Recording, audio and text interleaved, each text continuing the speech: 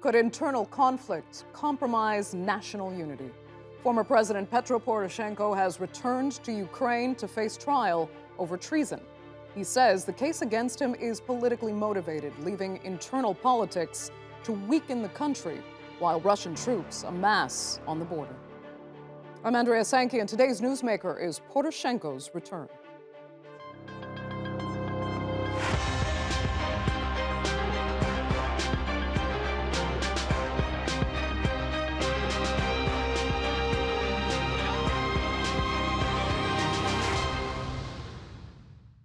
He ran a confectionery empire that turned an entrepreneur into one of Ukraine's richest businessmen. Petro Poroshenko had a similar rise in politics, making it all the way to the office of president in 2014. But 5 years later, he was defeated by Volodymyr Zelensky, who ran on a campaign of ridding the country of oligarchs and corruption. Since then, Poroshenko has faced numerous criminal charges, including high treason. It's alleged Poroshenko facilitated sales of government coal that financed Russian-backed separatists in eastern Ukraine. He denies any wrongdoing and says all the charges are politically motivated. That's how eagerly they'd been waiting for us. That's how scared they are of us. So much so they gave illegal orders to law enforcement agents to apply pressure on the opposition, discrediting our country amid an increasing threat of a Russian invasion. Instead of protecting the country and countering aggressors, they put all their effort into fighting the opposition, selective justice, demolition of the rule of law, prosecution and pressure on lawmakers and the opposition. Poroshenko had been out of the country for the past month. Prosecutors say he was avoiding a legal hearing. But after he touched down at Kiev airport on Monday, he went straight to court. Outside, his supporters accused the government of pursuing a crackdown on political opponents. This is unpleasant for people because they are, in fact, overusing their position, especially since they have access to power structures. It is not allowed to do that. I think we will win. I don't have any doubts. President Zelensky has tried to build an image for himself as the man to tackle the disproportionate influence of corrupt oligarchs. But this domestic political turmoil couldn't come at a worse time, with Russia stationing an estimated 100,000 troops along its Ukrainian border.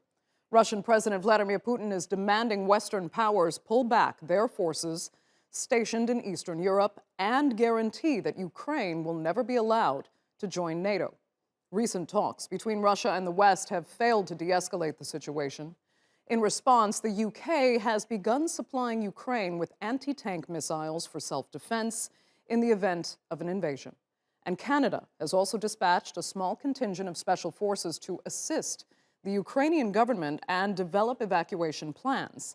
The Kremlin says that's all totally unnecessary, as it has no intention to invade and instead accuses the West of aggression. But many Ukrainians don't believe that Russian line. And before Poroshenko returned to Kiev, he argued the criminal case against him actually serves Russia's interests. How it would be harmful, definitely harmful. Because for the unity in the country is responsible the leadership of the country. And what thing Russia is really looking for is disintegration and the conflict inside the country. And I think this is very irresponsible action of the current leadership to disintegrate the country and to ruin the unity. At the end of the day, what happened? Instead of using all the resources which Ukraine has, financial, intelligence, organizational, institutional, military, diplomat, instead of they obtaining the information about Russian preparation for the aggression against our country, they organize searching for Poroshenko. So is Russia being handed an advantage via political infighting in Kiev? Or is it necessary to prosecute potential crimes and corruption, regardless of the consequences? To discuss that and more, let's get to our panel now. And joining me from Kiev is Vasyl Filipchuk, a former spokesperson for Ukraine's foreign ministry. Also in Kiev is Olexiy Haran, professor of comparative politics at Kyiv-Mohyla University.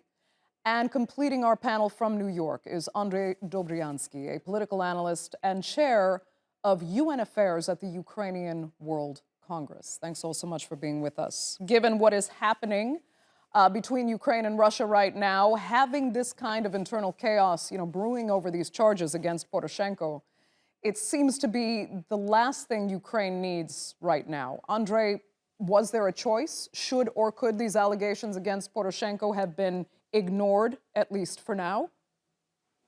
The timing is certainly questionable, but it is definitely a different case from 2019, shortly after the presidential election, where most G7 countries and other ambassadors cautioned the new President Zelensky at that time not to follow up on political retribution, which he had promised against Poroshenko. It was a broad charge against Poroshenko, not based on anything specific. This time it's different. And as you mentioned, perhaps it's best for the country to have the rule of law win out at the end, right or wrong.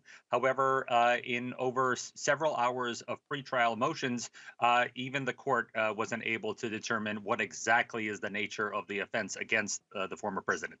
Right. So it really is about the timing, how unfortunate it is right now. Vasyl, let me ask you, does Poroshenko's return actually make the Kremlin happy because of the internal distraction it creates? I mean, that's what Poroshenko actually argues himself, that Zelensky is focusing on a political rival and giving Russia a win. Well, certainly any mess in Kiev makes Russia happy and confirms Russian narrative about Ukraine as a very unstable country, and it certainly doesn't help Ukraine in general. I have little sympathy to our former president, and certainly accusations in corruption had to be investigated, and promises of Zelensky of justice had to be kept, but certainly the fact that he decided to do it not in his first year in office, not in his second year in office, but now, when all the world is watching what is happening on the Ukraine-Russia border, and we are played out like a card between Americans and Russians, certainly it's very wrong timing. Our leadership had to focus not on political opponents, and now it's looking more and more as not fight against corruption, while certainly all these accusations had to be investigated, but more like a selective justice, which we all know what is it about in Ukrainian politics. So timing is wrong, the way it has been handled wrong, and we have just to wonder how far our authorities will go with this. Okay, but I mean, what could have been done better? I had asked initially, did he have a choice? Was there a choice to prosecute this? Go ahead. He had a choice to do it at the very beginning of his presidency. Actually, he promised us two things. One is peace with Russia, another is justice and fight against oligarchs. So he had to do it at the beginning when he had 73% of support, when he had real respect and interest from foreign partners. But he spent 2 years for no one knows what. There has been no peace plan for relations with Russia. They spoiled relations with Russia even more than Poroshenko did. They didn't really fight against oligarchs, but it is the same selective justice against oligarchs. While oligarch Kolomoisky is flourishing in Kiev, others oligarchs are under pressure. So choice which he had was very simple: just do what he promised in line with law, in line with expectations of his voters. Now what he is doing is actually quite opposite. It's strengthening his own rule, notwithstanding to what is happening around Ukraine. Okay. Oleksiy, let me ask you if you think this is all, dividing pro-European Ukrainians who should be united at this time, and if so, will President Zelensky pay a political price for this? Look, first, I would like to say that Ukraine is a stable country, but it's democracy. And it's not an easy thing to be a democracy, because in democracy you have the ruling party, you have opposition, you have different kinds of opposition, you have freedom to criticize the government. So it's not like in Russia. Basically, I would agree with what Vasyl said about selective justice and political persecution just from Zelensky, because definitely Zelensky is trying to to discredit his political rival. But what is really where I disagree with Vasyl is that it's not Ukrainian presidents who spoiled relations with Russia. Russia attacked Ukraine. Russia attacked. Poroshenko tried to reach a compromise with Russia. No, it wasn't possible. Zelensky tried to reach a compromise with Russia. No, it wasn't possible. So basically, it's because of Putin's aggression that that we have this situation on Ukrainian-Russian border. Russian troops are within Ukraine. So, and according to all polls, Ukrainians now firmly believe that it's necessary to be in the European Union because of Russian aggression. Most of Ukrainians now agree that Ukraine should be in NATO, and most Ukrainians agree that there is a war, actual war between Russia and Ukraine. But definitely you are right, we need to be united. So Zelensky he wasn't elected on, well, actually the base of his supporters are also electorate of pro-European choice, the same as with Poroshenko. So this is again important to remember. So there is more or less consensus. Definitely there are different views on that, because again, Ukraine is democracy contrary to Russia. Regarding the timing is bad. Again, it's selective justice. Zelensky is not really fighting corruption within his own circle, and Putin may use it. But we need to be united here. Yeah, I want to give everyone equal time. Vasyl, I could see you had a comment. You were eager. Go ahead. Because what Oleksiy mentioned is really very important. Poroshenko was able to keep communication with Russians even in the worst moments of his presidency. He was never loved by Russians, but channels of communication were open. When Zelensky was elected, he had carte blanche for settlement of the conflict, for implementation or not implementation of Minsk. He could refuse Minsk II and say, I have 73% of population support, I propose new peace deal. But now relations between Zelensky and Putin are even worse compared to what was between Poroshenko and Putin. Russians do not believe Ukrainian authorities in general at all. They don't want even to talk to Zelensky, which was never a case of Poroshenko. That's what I mean, that it's responsibility not only of Russians. It's clear Russians are aggressor state. They illegally annexed Crimea. They attacked Ukraine on Donbass. There is no question about the Russians. But Americans are talking to Russians. Europeans are talking to Russians. All of them are talking to us about Ukraine, but Ukrainian leadership is not talking to anyone. It's really the problem. They have to engage into communication. Everyone. Oleksiy, very quickly, I want to get Andrei back in. Go ahead, very quickly, please. It's important to understand. I am very critical of what Zelensky is doing, but Zelensky tried to make compromises with Russia. He tried to make concessions. But there are red lines, and he decided not to cross the red lines. And when Putin saw that Ukrainian presidents, Poroshenko, Zelensky, they do not accept these red lines, Russia became aggressive. So basically, it's Russia who undermines the Minsk process, the Normandy format, and it's Russia which amasses troops. Russia refuses to talks to Ukraine. Russia refuses to have summit in Normandy format. So again, this is not Ukrainian fault. Okay, Andrei, it's interesting what Vasyl especially was saying there, because there is another camp that thinks Zelensky could actually be using Poroshenko now, who's a arguably harder line Ukrainian nationalist, to appease Russia. You know, Moscow may not love Zelensky, but for them, he's better than Poroshenko. What do you make of that argument?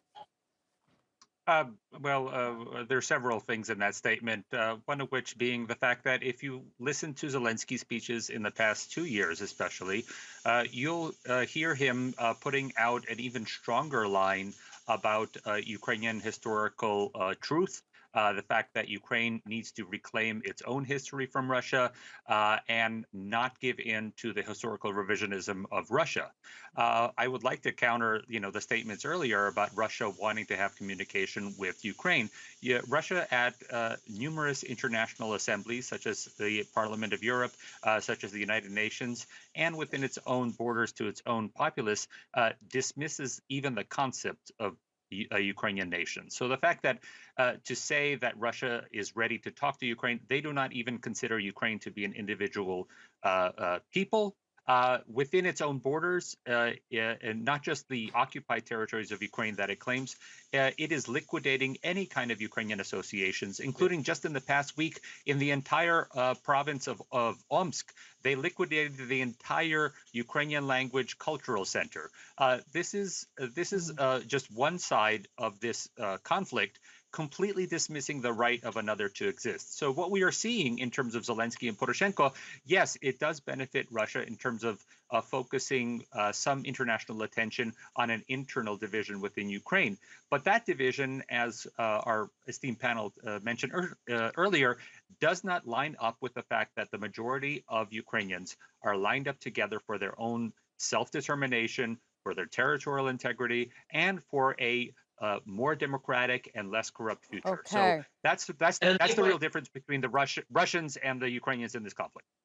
Yeah, and again, I would like to support the previous speaker and to say that Putin basically he denies the right of Ukrainians to exist as a separate nation. In this way, he is basically neglecting even the Soviet nationality policies, because formerly under the Soviet Union, we were separate nation. We had our republic. What Putin is doing, he is coming back to Russian imperial tradition, to the tradition of Russian Empire, to neglect. Okay. Yeah, let me get Vasyl a chance to speak again. Go ahead, Vasyl. It's simplification of Russian policy. It's really oversimplification, which makes us weaker. Russia's strength is based on Ukraine's weakness. If Ukraine was internally unified, strong economy, attractive state even for its own citizens, a Russian narrative would just have any resonance, response anywhere in Ukraine and outside. But our internal struggle in economic weakness makes Ukraine weak and creates space for Russians to promote their narrative. It's exactly the point. What I meant under Zelensky responsibility is that, remember, first year in office, actually he had quite a good attitude from Russian side.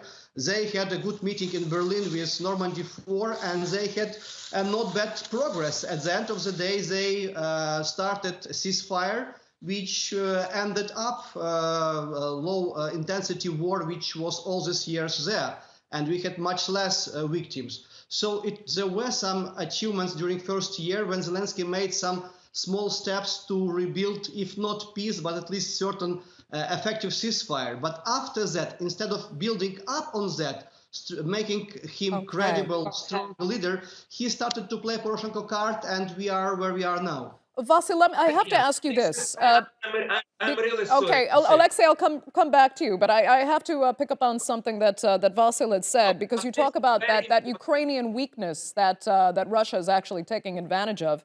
Part of that weakness was the internationally recognized corruption and kind of the system of oligarchy that has existed in Ukraine.